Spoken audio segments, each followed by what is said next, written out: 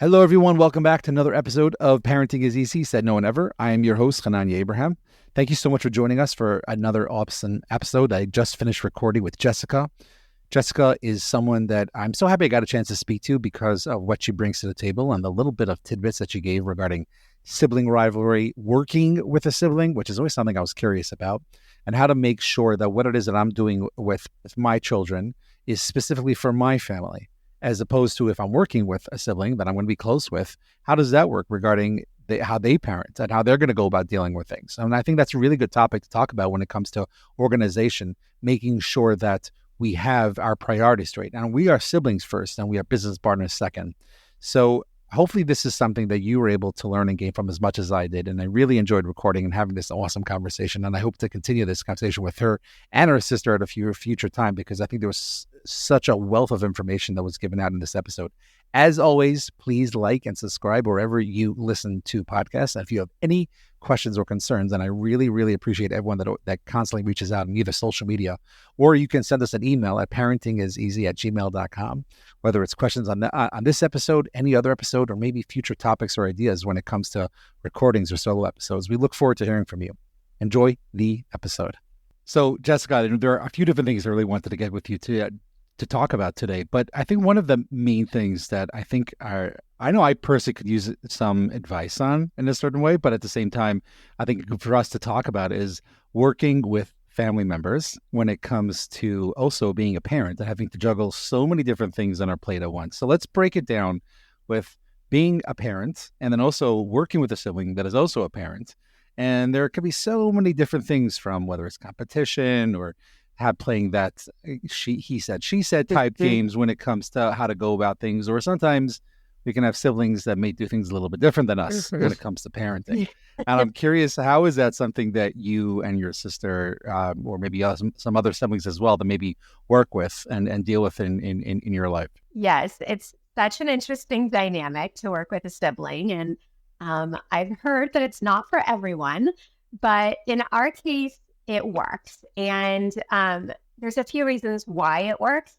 I think that you hit on a good challenge, which is that we're both also moms, working moms. And so I think when you're working with somebody else who's also a parent, you have to allow for a little bit of grace in that regard. Everybody knows that there's going to be a day where something comes up, whether it's an emergency or like a little micro emergency that wasn't expected. And to be able to have that grace and know that it's going to be your turn the next time and that everything is still going to be able to get done.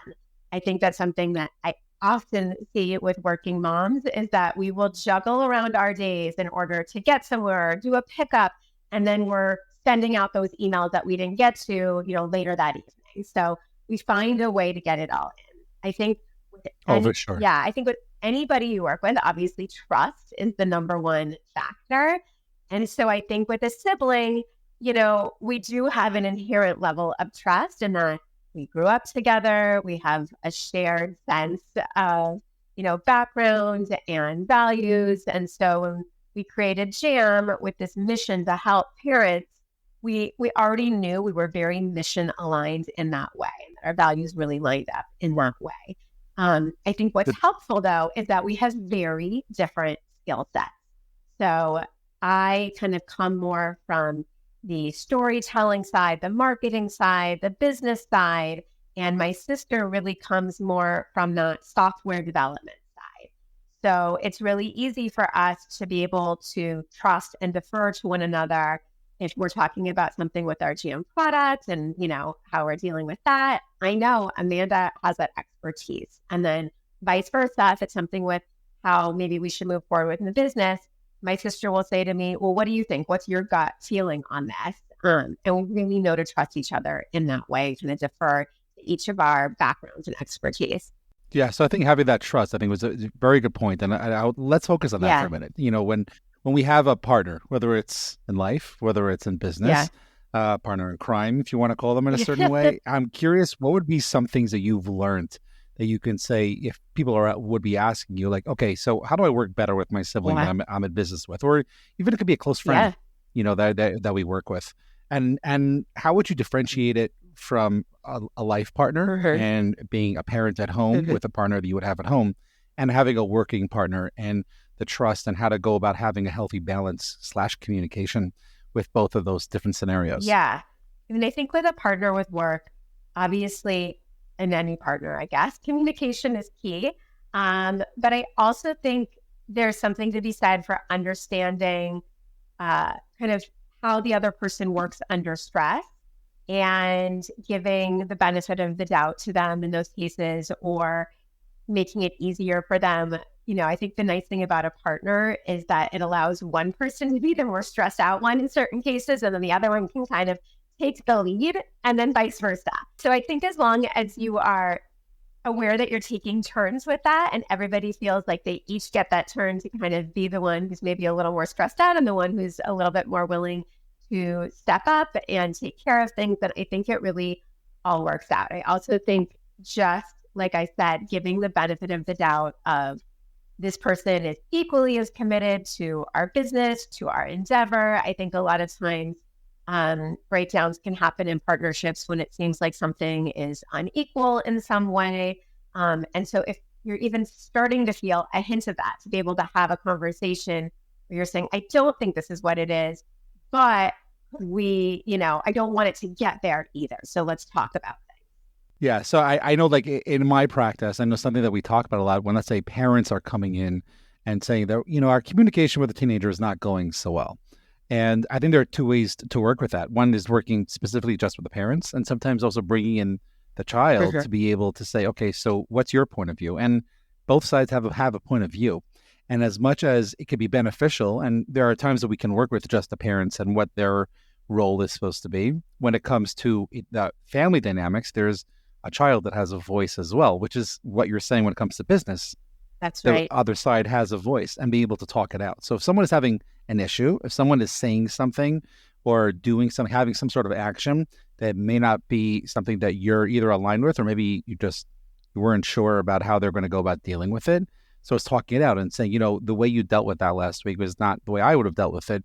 What was your reasoning behind it? Or is there something that I can do now that we're in this position that I may not be aware of because I wasn't going to take this route, but you take this route. I'm fine with it. I trust you. And what can I do? Because I want to be able to go ahead and help. Now, that could be hard. That could be really, really hard when you're dealing with teenagers, when you're dealing with a life partner. But when it comes to a business partner, sometimes there's that monetary type incentives that are also involved that may be different than just a family relationship. Okay. And then on top of it, you're throwing in working with a person that you also love because they're your sibling. So how do you go about creating those conversations in a very healthy but yet meaningful way that they understand what you're trying to say without trying to sever any ties within the family? Right. I think before we even started our business, we had a lot of conversations with one another. We come from a very close family, and we do come from a family that has a history of working with one another. So my parents had a business together, our whole lives, and have worked with other family members as well. So we knew the types of conversations that we needed to have. And we also knew, above all, there's not one thing that could happen in business that is, more important than our family. So, and maintaining those relationships. So I think that's always a really good place to start. I have a teenager, so I completely relate to what you're saying about, seeing their point of view and hearing it. And I think a lot of times, both in business and in dealing with your teenager, there can be a lot of fear involved and wanting to control things. And even as an example with my teenage son, he's taking a lot more initiative with his schoolwork and his homework this year. And it is a little bit hard for me to let go of some of the, let's call it, helicoptering I've done in years past, even though I know that's what's best for him. And I think the same thing can be said of working with a sibling. In my case, it's my younger sister. And so being able to say, okay, even though I'm the older sister and for years I was the one in charge in our home, really recognizing that Amanda not only has a point of view, but one that's informed by a lot of education and life experience that, kind of encourages me to see things in new ways as well. Right. And I think that's a very good point, because I think the biggest thing that, I would talk about in my office in a similar situation, which is what you're saying, is I have to put aside my ego as a parent to do the things that are needed for the situation. Now, I love my son and I would love to help him, but I also know that in order for him to be the best human being possible, I got to take a step back and I have to close my mouth with a zipper, lock it, and throw away the key in certain situations, because this is what my son needs. And when it comes to a business partner, especially a sibling, having that same type of situation where maybe I don't say certain things, but we also have a different perspective. And, when we were 12 and 9, I don't know how far apart you guys are, but I might have a different role regarding, me being the older sister. But when it comes to business, there's a certain respect that's there. And I understand that she has strengths that I don't have. And I think that's a very good point, that you get a chance to sort of, have an opportunity to work with your sibling, but yeah, you're also very much acknowledge that there's certain things that she can do within the business that you can't do, which I think when it comes to a partner, when it comes to a child, doing the same thing.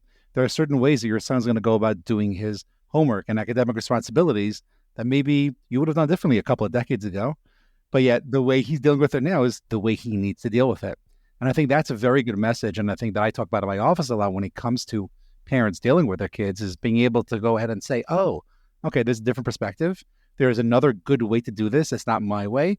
All right, let me swallow this. Let me go about doing this. But at the same time, as you're saying that, I'm also hearing that you guys had good role models in that sense. And your parents being able to sort of give you certain tools. I'm curious whether it's this specific tool or maybe there are some other things that you guys have picked up from your parents that have helped and enhanced both the business and maybe even your relationship with your sister. Absolutely. I think first and foremost, growing up in a house with entrepreneurs, you learn that there are ups, there are downs, and that's okay. Like the next up will come again. And so you get used to, I would say, just a little bit of uncertainty. Not that we felt uncertain in our childhood. We always felt safe and secure, but just knowing that life is a little bit of a ride. And as long as you have your family, everything else will fall into place. That was very much messaging that we got when we were growing up. And so I think that helped us in feeling like nothing is totally insurmountable. Something might feel like the biggest business problem as you're falling asleep in the morning, or you're falling asleep at night, and then in the morning. Or in the morning. Yeah, or in the morning. Like, I can't deal with this. But then, a day passes, or you go on a walk, or you have a good conversation, and an answer presents itself, or something comes your way. So I think that kind of optimism that kind of can come from growing up in an entrepreneurial home definitely was transferred to us, or at least gives us a guiding light on days where it does feel hard to, okay, keep going out there and doing your thing. We also think, there was definitely, we communicated a lot in our home growing up, and we were definitely always taught that even when we were growing up and our siblings would annoy us, and we definitely got in lots of squabbles and fights and arguments, it was always kind of dictated to us that, no, your siblings are going to be your best friends. And we saw that example with our parents as well, and our aunts and uncles, and we loved that. So I think that was really helpful too, in knowing that, like, nobody knows you like a sibling, and that's a great thing. And these are kind of going to be your partners through life. Oh, that's such a great message. And I'm curious, I guess the first thing that comes to mind as you say that is, okay, so now you want to give over the message to your kids, to your teenager. How do you do that? What do you say? And besides for just modeling, which is probably the one of the most important things we can do as parents, I'm curious, what can you say, or how would you have that conversation with your son? I always am talking about sibling relationships. I have 3 boys. So it's a little different dynamic than when I grew up with. We were 2 girls and a boy. And it's been very interesting to see. And I really do find myself echoing a lot of the same things that my parents said to us. But I love sharing personal stories with them. They are obviously very close to my siblings, my husband's siblings. They know them as their aunts and uncles. And so they love hearing the stories of how when Amanda and I were younger, we fought over this or that, or this happened, and our parents were so upset with us, and then this is how we came back together. Because I think it helps normalize the fact that they do get really frustrated with their siblings, and we never want them to feel like that's not normal. You should always just, love and accept your sibling every moment of the day, because that's not, really so natural either. So, to kind of normalize that frustration and annoyance and say, but regardless of all of that, you guys have each other's back and you always will. And really drilling that kind of message into them is what we try to do on almost a daily basis over here. And it's so important. I think those constant reminders, I think some things that we might take for granted, just having that little bit of a reminder constantly. Obviously in the therapy world, we call that being mindful and trying to do things a certain way. But I think it's just that, just being able to know that, hey, I'm doing certain things right now that are beneficial to the relationship. Right. And I might do certain things that might not be beneficial to the relationship because of the way I'm talking, the way I'm acting, acknowledging that, talking about that. I love storytelling. I think it's one of the best things we can do for our kids. It makes things relatable. And I think it's important for parents to realize that it's not necessarily the story that I might think is the best one ever. My kids will be like, okay, that's another just another Tuesday. Right. And then it could be this one little story that you mentioned about some family trip and how you guys had to share rooms and who got what bed and what was able to give up a better bed because the other sibling was crying about it. And they're like, that I can relate to that one. That could be something that, that can be beneficial to me. And it's very possible as well. One story that you might say, your sister might say very differently to her kids. And they might have a completely different perspective of the same exact story. And that's okay. Right. Because it's two different people. Right. And I think as long as there's a respect to that, and even if the cousins speak to each other and hear like, oh yeah, well, mom told me that story completely different. She said it was your mom's fault and how you went about doing things in a certain way. And that's okay. There's nothing wrong with that. And you said those words first, but I know it's something I talk about in my practice a lot and those 3 words are really important. And if I could just, tattoo that on everyone's forehead, I would love to do that. And that's okay. There are things that are going to happen. And there are things that are going to happen that we don't like, whether it's in business, whether it's as a parent. And for us to be able to understand that there's a certain way of communicating that as much as we want to have a standard for, things are going to change. Right. Tuesday of October is going to be different than a Tuesday in August or January. And that's just the way things work. And obviously, as a business partner, you understand that better than most people in that sense of doing that together with a sibling. Yeah. So then you could have something going on at business, but then there could be some family get together. Yes. And you have to switch your hats. Yes. Now, that's not easy to go ahead and take off one hat and put on another hat and have the same relationship with the person, but just with a different perspective. Right. What would you say to someone that is in a similar situation that is looking to make sure they keep those boundaries set, but at the same time have that family reunion with a full smile and actually have a meaningful family reunion? Yes. No, that is such a great question. It is something that's come up both between my sister and I, and also in the past, when our family has worked together before too on a wider scale. And I think first and foremost, I do think unless it's something so drastic, it is important to show up to that family reunion, and to really put aside the business of the day and to recognize these are 2 different facets. Yes, they blend. Yes, they meld. But kind of like we were saying before, at the end of the day, the fact that we are family is the most important thing. And so the business will go up or it will go down or it will survive or it will fail or we'll make $1 billion. But it doesn't matter. We're still going to be siblings. We're still family. And we have to always continue to nourish that part of it. So I would say, there is some benefit in taking space when you need it. So if it's a moment where you're like, this will not go well if I show up, I need an hour to myself. Maybe I'm going to show up late, or maybe I'm going to skip out on this one, but come to the next one. I think there can be value to that, because then you're not maybe escalating a situation that doesn't need to be escalated at all.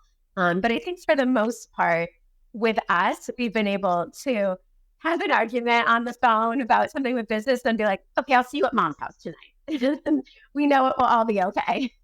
Right. right? And that goes back to those three words, and that's okay, because we're in a place where we have different points of view, but our, like you were saying before, having that initial conversation before the business took off and was even a thing, whether it was online or paper, there was that conversation. Yeah. And it's having that where, hey, we're sisters, and that's first and foremost, and that is the most important thing. Whatever happens to the business is completely secondary, which is, I think, a great message for parents to be able to have with their kids, because come what may, no matter what, you're my child and I'm here for you. And I disagreed with that drastic decision. And I'm going to let everyone use their own imagination for what a drastic decision for a child can be. I don't want to say anything because I don't want to give anybody ideas. Right. But at the same time, there's going to be things that we don't like that our kids do. And our job as a parent is to make sure, hey, I'm here for you no matter what. And one of the things that I like talking about with parents as we're going through a situation like that would be like, okay, and this is, we are having, let's call it date night with a child, can be very, very beneficial. Sure. Let's say you're going to be going out to ice cream Saturday nights, and it's just you and them. And they did something that Friday night that was on that top tier list of the worst things that child can do. And it's very important for the parent, and I talk about this in my practice a lot, do not cancel that Saturday night ice cream, because you still have a job to be a parent. And just because you did something that I despise and it's against our core family values and everything, but you know what? I'm still your mom and I still have a job to do. You know what that is? That's to be there for you. So let's go out for ice cream.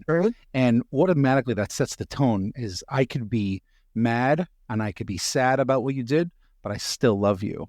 And having those conflicting emotions at the same time can be very difficult, especially if it's something that is to your core. Forget about the monetary loss might have happened or whatever else, but even to the core values of what the family system is, it's against everything that we hold and what we're about and what our values are. But I'm still your mom, and we're still going to do this.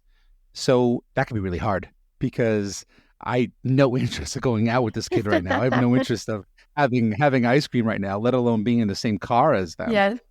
How can a parent make sure that they're keeping to their priorities, even though every bone of their body is telling them, no, don't do this, but they have to? Yes, I know. I so relate. Not only do I have I have a 14-year-old, I have a 12-year-old as well, who's, I think that's actually even a tougher age than 14. And it's just a lot going on. And I completely relate to that moment of, I am so frustrated with you. I'm so angry about what just happened, but also I need to be your mom. I need to feed you dinner. I need to, make sure you have what you need for your game the next day or school the next day or whatever that may be. And I've always kind of felt like it probably, in agreement with what you're saying, there's other ways to implement a consequence for, behavior or decisions that are not aligning with the values of our family, but kind of taking away access to mom and dad is not one of them. If anything, they should have more access to mom and dad in those moments, or to parents in those moments, or trusted family members, because those are the moments to talk and to, move forward and figure out what mistakes were made. Beautiful. Yeah, very, very well said. And you maybe actually think of my high school principal, who's unfortunately not with us anymore. But one thing we always said about him is that he didn't always like us, but he always loved us. And which I think is the job of a principal in a certain way. I went to an out of town small high school where everyone boarded, and the cook, not only was he not the best, but there wasn't always food. But so he made sure he would bring us food from his house all the time, and it was an amazing experience. Looking back at it now overall, and there were times where people were skipping school or doing certain things, and they missed kitchen hours, so to speak, and he would be livid and going upset. Then he'd be like, "Do you have supper?" And in the same sentence, and you're like so thrown off by it, like you're about to send me home because I just skipped, but yet you also make sure I eat. But like that's who he was. So it's like it was always someone that like, and I think that's our job as parents to make sure is that yeah, I am so livid at you, but you didn't eat. Right. Okay, so let's get food. Yeah. Let's go. Let's take care of that. And I think it sets the tone for the relationship so much more, like you were saying.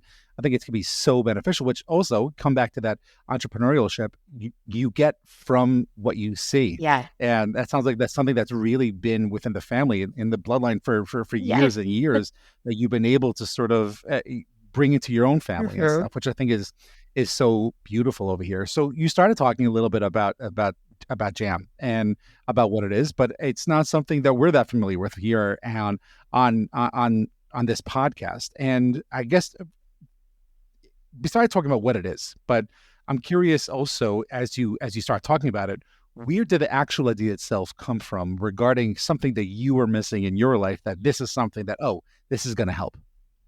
Well, this is definitely a business and a product that was born from our own needs and desires for help as working parents with busy families. So first of all, Jam is an all-in-one calendar and organization app that really is designed to make modern family life more easy and equal for everybody. And before I kind of dive into all of that, I will give you a little background of how we got started. So I'm a mom of three. My sister Amanda is a mom of two. And maybe a little bit after her second child was born, she was over at my house one night and she's asking me, how are you and Josh, my husband, how do you guys communicate about everything that needs to get done? You know, the scheduling and the to-dos and, oh, we need to buy this before tomorrow. And she goes, we feel like we're drowning over here. What? We're very organized people, Amanda and I. We love, even our whole family is like this. When we travel, there's like a color-coded spreadsheet we're operating off of. And so she was saying, which app am I supposed to use? What platform is there? And I said, Amanda, I've been looking for years. I do not think it exists. I don't know why you think we've got it all figured out here. We clearly do not. And so as it happened, we were having some friends over that evening, all of them working moms. And so as they were coming over, we just started asking casually, like, what are you using? What are you doing? How do you split things up in your house? How do you communicate with your partner? And what happened next is really fascinating because everybody was revealing, yeah, I have a system, but my system doesn't really work on Tuesdays or Fridays. And then this happens and then that happens. And before we knew it, everybody was asking questions of everybody around the table. Well, how do you do this? And how does this work? And so we realized we really hit on a nerve. Everybody felt like they were flying by the seat of their pants.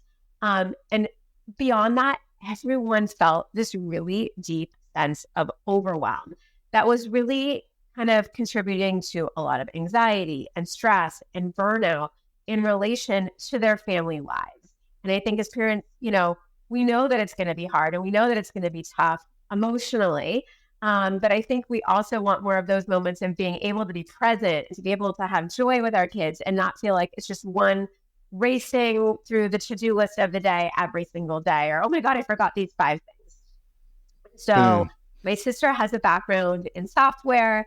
And we started chatting about, okay, if we did create a product for families that would really help everybody get on the same page, a central hub where all the schedules live, all the to-do lists, all the shopping lists, and where our kids could really see and access it as well, to really empower them to be more responsible for, what do I have on tap tomorrow? Okay, I need to pack my bag. It needs to be by the front door. What would that look like? What would it feel like? Where do tools that are out there right now, like a Google Calendar, where does that really fall short for families? And where can we improve upon that? And we started just building it and wireframing it. And the more we built, the more excited we got. We said, oh my gosh, we need this product. And so we decided, let's do it. And that's how Jam was born. Wow. Okay. So I want to get a little more specific over here. We talk about the stress and the anxiety. I think there's always going to be some stress and anxiety when it comes to being a parent. Exactly. And I think it sounds like a tool that could be beneficial just for that communication aspect of things. But can you get a little more specific when you're talking about how this can benefit the whole family? Like I'm going to create a scenario for you here, and you walk me through it. So let's say in my house, I have two teenagers, 5 kids total, but 2 teenagers, and they don't have smartphones yet, but they do have a tablet, and they're at a point where there are certain things that they have to remember that I'm not going to tell them to because they're old enough to take care of it themselves. So how would something like this be beneficial, and how would it work if I want to add something to that list of something that needs to get taken care of, but not necessarily to my list, Okay. because I don't need to take care of it. It's not something I don't have to pack snacks for tomorrow. Or I don't have to remember to pack my cleats because I don't have football practice tomorrow. So how can I add that, and how does it work where the notification goes to the right person? And other situations where it might be something that they all have to take care of, and I don't, or maybe I do as well. Everyone goes out and gets a notification or something like that. So you're talking about permissions and notifications, which are two of our favorite things. You're exactly right. We have different permissions for different family members. You can choose if your child is a little kid, a big kid, or a teen, which gives them just a little bit more oversight and ability. And you're absolutely right. You can do it on a tablet, and you're allowed to, as a parent or an adult in the family, you can add things to their to-do list. You can delegate. You can delegate to more than one person. So often I'm assigning things to my two oldest children. Okay, that's your kind of bigger chore for the weekend. You can also, when you're creating an event for them, like let's say you get an email from the coach, they're maybe not even privy to that email. I think that's kind of the hard thing of modern family life. There's a lot of communication, but it's not always going to the right people. And so, great, you can forward that email to Jam. It ends up on the calendar for them. They receive a notification. And even within that event, it will oftentimes, there's room for you to fill out what to bring or what to do. But when you send events to Jam, we also, through our software, will add helpful items of what you might need to do or bring. For example, if it's a soccer practice, it will recommend bring your cleats, bring your water bottle, maybe bring sunscreen. And if there was something specific in that email, it might mention that too. Oh, it said to do, you're going to have to get that waiver signed. So it's a way to kind of put all that stuff that comes at us all day long as parents through emails and WhatsApp messages and all the rest of it onto a central platform. And I think in, generations ago, before the digital era, it was almost easier for a family to track things. There would be maybe like a desk in the kitchen and one paper thing, and there wasn't so much going on either. And so kids could look and see, oh, that's me. That's what I have tomorrow. Or there's an invitation on the bulletin board. That's a birthday party I'm going to this weekend. Nobody is sending out these paper invitations anymore. The kids have no idea till they wake up in the morning. Oh, I'm going to a birthday party. And that's disorienting for them. They don't like that, even if it's something fun. So being able to, even as a family, even with our younger kid, look at Jam together and say, let's look at your week. Let's see what you have on Monday, on Tuesday, on Wednesday, or even my youngest son, who's 10, loves to do that almost as a bedtime ritual. What do I have tomorrow? And we'll walk through it. It's just, I think, very helpful to everybody. And it does make us feel like we're operating more as a team. But to your point, yes, you can delegate, you can assign. And when you do, your child gets a notification. Oh, this was assigned to you. This is when it's due. And then when they do it, you can get a notification as well if you would like. That sounds like something that we all need. Yeah. And I'm sure that's something and that's where you and Amanda came up with this idea from. Does it specifically have to be where I am forwarding, whether it's an email or a message to Jam? Or is there a way to sort of add Jam to some of these email lists so that they can just get it directly? Very smart. That's what we're working on for the future. Exactly. Where Jam can just kind of hone in on those emails, or where that can be what almost your school or your organization can send to for you. And then it just automatically populates onto the calendar. We've discovered as we started this company, just how many ways families are getting information. Through email, through apps that are just specifically about the one sports team one of your kids is on, but they use a different app for the other sports team. And so basically you can send everything to Jam. You can sync all of that to Jam. We are realizing how many families are operating off so many different frameworks that don't talk to each other. And that's where a lot of confusion and stress and frustration sets in. And so with Jam, we make it really easy to say, no, everything lives here. It's the single source of truth for our family. Just check Jam. It's in Jam. And then everyone can breathe a little easier. What would be something that you could say you've learned about communication within the family dynamics from working on this project with your sister? More than just a project, but that you've already worked this with your sister that, before you guys started, you didn't realize?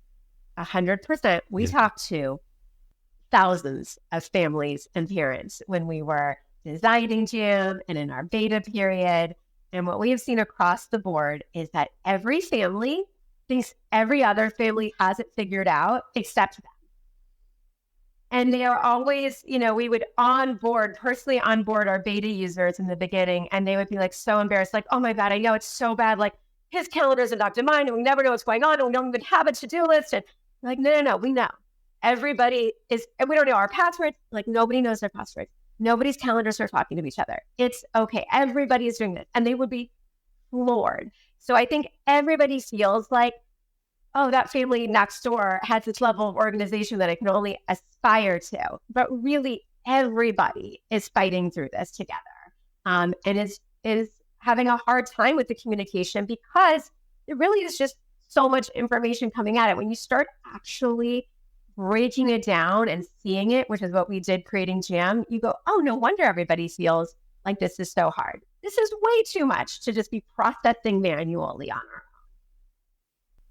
Right. And, they're between all the doctor's appointments and, like you said, multiple apps of communication that different schools or teams or AAU teams might be implementing. And then we also have our own personal stuff, our work stuff. As a therapist, I'm not going to be putting my work schedule. I think I have 4 different Google calendars that I have to keep separate that I can see all together at once. But my wife can't see it because she can't see the client I'm going to be seeing. And for sure, I'm not showing that to my kids. So it's like there has to be some sort of way I can give over, hey, you do not disturb during this time because I have these type of appointments. And there are different things that, I can get to that I could do and can't do, but I can't give you the names because I also have confidentiality. So, there are certain things of how to go about, going this communication that I think could be really, really helpful.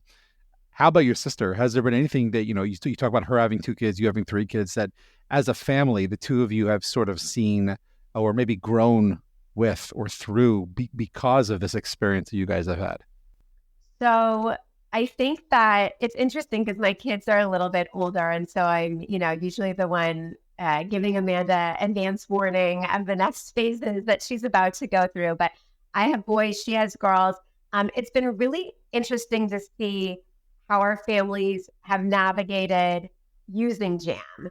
And I think seeing the way that my kids have started becoming more empowered, more responsible. And then so her daughter's only 5, now 6 years old. And seeing how Mari, based on seeing our older cousins, like, no, I want to look at Jam during breakfast too. I want to know what I have going on. So I think like overall, we've seen just tremendous responsibility. And also, I think one really amazing thing, we've seen a lot of pride from our kids. Like they actually love seeing that their moms are working together and doing something that is trying to help families. When we go out and about, our kids are our biggest salespeople. I mean, they will literally in the aisle of Target say to a mom, "Oh, do you know about Jam?" So I think that's been also really great to see because I think we always, as parents, struggle with guilt, and especially mom guilt. If you're working, are you taking away time from your kids? And so to see that, yes, I'm sure there's times where there's frustrated that I had a meeting and I couldn't just, tend to their every need. I think they also have a lot of excitement and pride in seeing that their mom is working on something and feeling like she's doing a good job at it and feeling like, she's trying to put something good out there in the world too. Yeah, that makes a lot of sense. And I think it sounds like, well, when parents see their kids have this sort of reaction, I think it's a sort of a compliment to them that, let alone 2 business partners, siblings. But when a child is going to be your best advertising, that means you're doing something right because, you not only, it's not like, oh, yeah, my mom does this. Mm-hmm. It's more like, mom does this. And that sort of changes the dynamics, sort of like what we were saying before is when we still go out for ice cream with our child. So it's like, oh, my mom has my back. And something we talk about on this podcast, I talk about in my office a lot.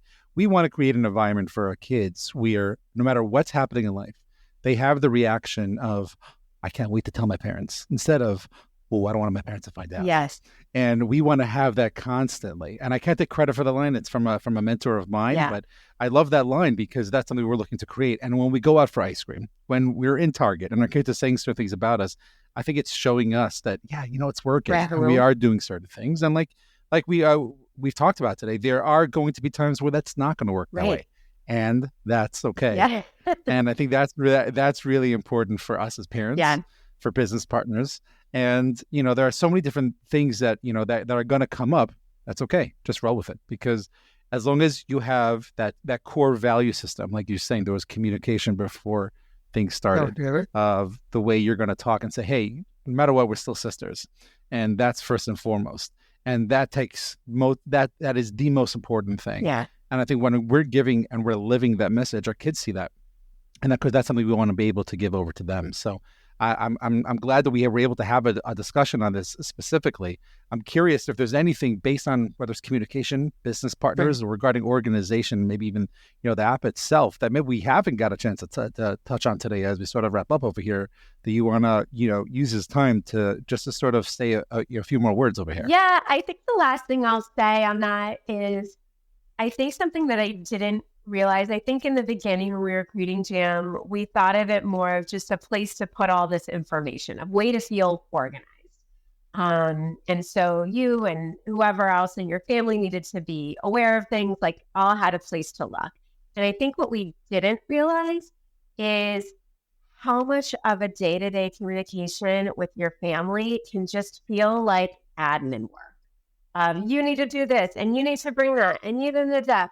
And, that can be very taxing on a relationship, both with your kids and with your partner. If you're just kind of like the chief nag or the chief person telling everyone, here's what's going on next. Okay, now here's what's happening after that. And so I think one of the great things about using a tool like Jam is that when it's, I don't know, 9:00 at night and my husband and I are settling on the couch and he's like, oh, by the way, this and that. I go, you know what? You can just put that in Jam and I'll put it and we'll deal with it in the morning. And now we can talk to each other. Because we used to do that because of this fear of if we don't download all this right now, we're going to forget it and we don't have another place to put it. But now that we have this repository, it's, I'll put those 3 things in there. You'll see it tomorrow morning, which is when you need to see it. And now we can talk about something else that happened today that we, want to share. Yeah, so I think, for that's us, really awesome. That's been the biggest win. That's awesome. And that's not something you even started out wanting to do in the first place. So that's really cool that allows you to do that. The comes to mind as you say that is, do sticky notes still hold a place in your life, or is they obsolete now? I mean, I love any school supply. Okay. And it's actually very cute because my younger son is constantly leaving us notes to the house. If we say, we'll bring this for you after school, or he loves to put a note on the door for us. So I think there's definitely a place for all the old school pen and paper as well. But as we know, so much comes at us on the fly. So that's where the digital comes in good too. Well, for sure. But there's having sticky notes, I think, will always be a staple in the family. Yes. So I'm glad you said that. I was getting a little nervous for a second over there. Well, Jessica, this has been an absolute pleasure. As we sort of finish up over here, can you first, before we go through some rapid fire questions, where can people find out more about you, about the app in general? Sure. So you can find us online at jamfamilycalendar.com. We're also on Instagram at jamfamilycalendar. And so you can learn more about Jam there. And us, and then you can download the app from the App Store, the Google Play Store, or online as well, just looking up Jam Family Calendar. Amazing. And we're going to post all those links in the show notes as well. Jessica, as we finish up over here, I'm curious on this concept of whether it's the communication, family dynamics, and just being a parent and with a business partner. Have there been any books or podcasts that you've recently read that you would like to share with us? That's interesting. I mean, I obviously love business podcasts now as I started my own business because I hail from the entertainment industry. So a lot of the ones that are kind of about that entrepreneurial spirit, how I built this, those are great. But I think... Any one stand out to you? To be honest, it's very interesting, but we really relate to the Foster Sisters podcast. And these are sisters who started off in the entertainment industry, and then they started running a business empire together. They went from entertainment to working in tech to having a clothing company to having a VC. And then they started interviewing a lot of business leaders as well in the portfolio, the companies in their portfolio. And so hearing about from them, why did they decide to invest in this company? And what makes it, such a cool concept has always been really fascinating for us. And then in addition, we get the added bonus that these are two sisters who work together. So we get to get the bonus of how that dynamic works for them as well. So I think that's been a podcast that they must listen to for us. Awesome. Okay. So my last question for you for right now, that's a really good one. And we're going to see if I can try to post a link to the Foster Sisters podcast in our show notes over here. If you can think of yourself, and maybe I'll ask you, not want you to answer for Amanda, but since she's not here, we'll have you answer for her as well. If you could think of an everyday superpower that you would like to have as a mom, it has to be an everyday mundane superpower, what would that be and why? Oh, wow. Okay. I mean, I love efficiency, so I feel like it has to do something with that. Although maybe actually I should do the opposite and say the ability to just quiet my mind and at the snap of a finger and be completely present is probably actually the real superpower that I need. Okay, yeah, I think we can all use that. And how about your sister? Then I would say my sister probably wants the superpower of Amanda can get overwhelmed sometimes. And so I feel like she wants the superpower of, nope, I'm going to get in there with all the noise and all the craziness, and I'm going to be in the center of it and loving every minute of it. Okay. Yeah, I think so. We could all use as parents as well. Well, Jessica, this has been an absolute pleasure. And I hope this is something that benefits most of our readers here, listeners here. And if people have any questions, they could reach out to us at parentingiseasypodcast@gmail.com. Thank you so much for joining us today.